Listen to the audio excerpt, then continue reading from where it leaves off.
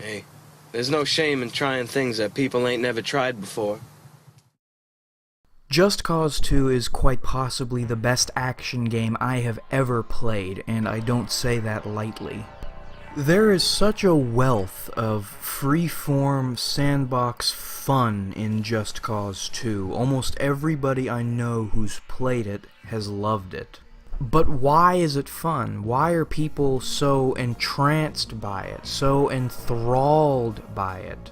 Well, Just Cause 2 is a good game. It's like a good cake.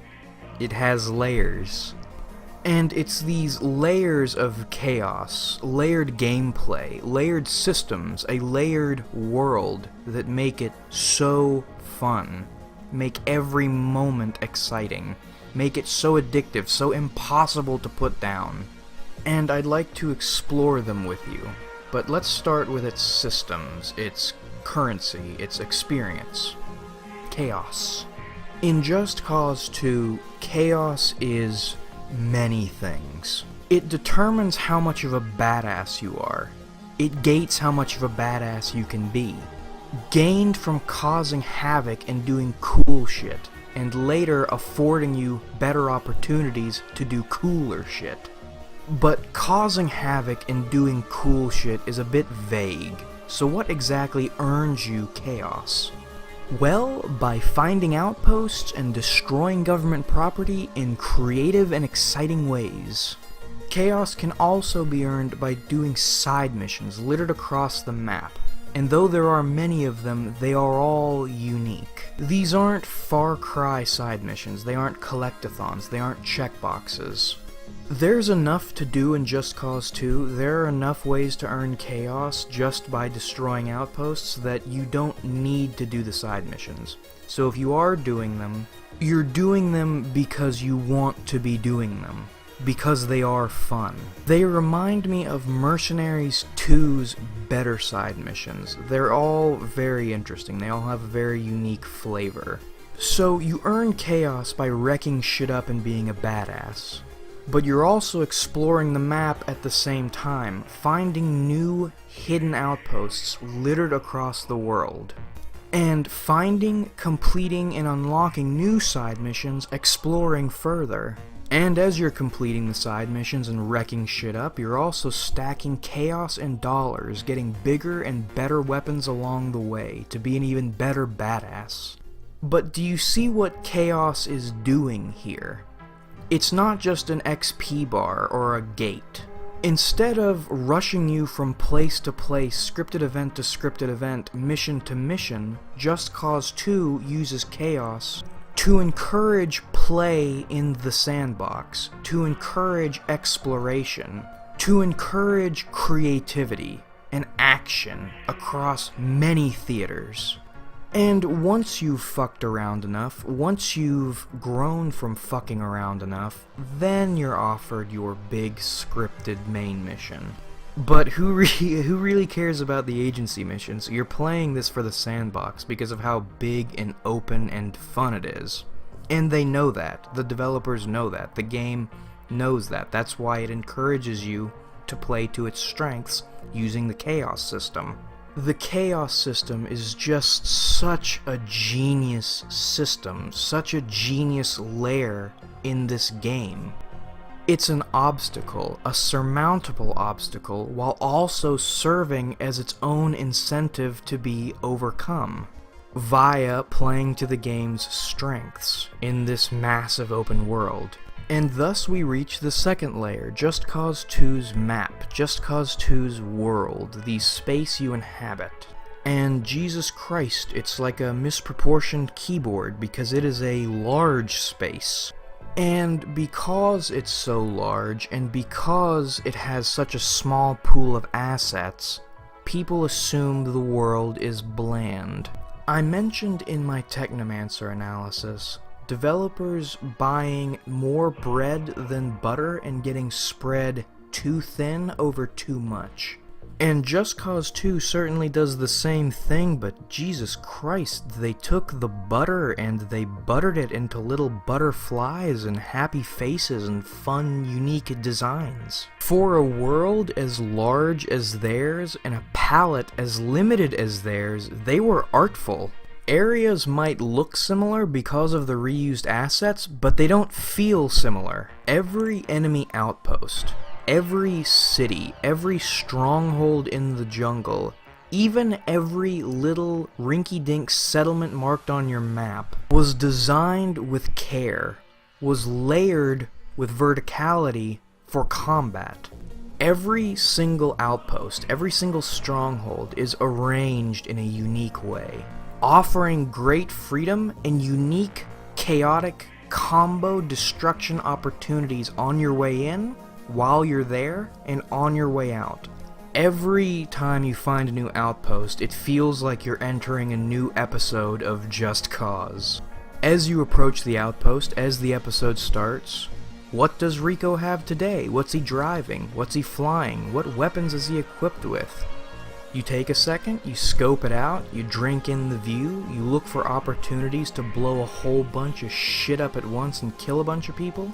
You identify your opportunities, you decide what's going to be the best bang for your buck, and then you go in. And the next 5 to 30 minutes are going to be badass. Unquestionably. Every time. There is not a dull moment in Just Cause 2. The gameplay is just so on point and melds so well with the large, layered world, offering you almost limitless opportunities for glorious destruction and chaos. And you find these opportunities because the chaos system pushes you towards them. Oof, baby, they might as well call me a chain because you just saw me make a link, or maybe a web developer linking his site somewhere. I just linked a point, and I'm about to link another one. The final layer of chaos. Just Cause 2's moment-to-moment gameplay. It's combat. If you've been paying attention to the video, what's going on screen, and not just losing yourself in my sexy, savory voice, you might have noticed Rico is a pretty agile dude. He can get around anywhere in the blink of an eye using his grappling hook. He can get up, down, and across with ease. He can scale a building, he can steal a helicopter, or he can bind that helicopter to that building, blowing it up in a spectacular display. And it's this grappling hook that really brings everything together. That is a punishment.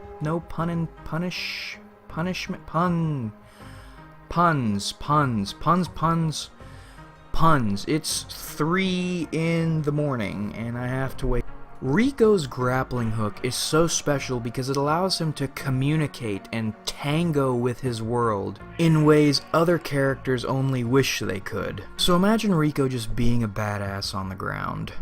The government gets mad and they send a helicopter, so Rico jacks it, and now he's in the sky. So they send a jet and shoot it down, and now Rico is falling. But he spies a passing boat, so instead of falling to his death, he hooks and hijacks that. Then he goes upriver for a while until he spies a jeep in a better position than on the water. So he just jumps on up, hijacks that, and hightails it to the next place to be badass and do badass stuff. C'est la vie, Rico baby. An aging Hispanic man is a better transformer than Starscream. Rico's grappling hook, his agility, allow for vertical combat at different elevations, which is good because the cities, the outposts, the entire world is designed for that verticality. It allows for immediate access to different vehicles, which open up different playstyles. I wasn't joking about the Transformers thing. And the point I'm trying to drive home here isn't that the grappling hook allows for this verticality, it's that it opens up the verticality in a world that was designed for it. Think of GTA 5 versus Portal for a moment. Los Santos is hyper detailed from top to bottom, but how much time do you actually spend on rooftops? Sure, you can, and the view is very pretty, but there's no point. For the most part, the game takes place on the ground, and if you are in the sky, you're in a plane or a helicopter. GTA 5's rooftops were not really built for the game. And then you look at Portal and Portal 2, games in which your gameplay space is designed around your tool. And vice versa, they work together to create a concise experience. There are no hanging bits because everything is designed to connect.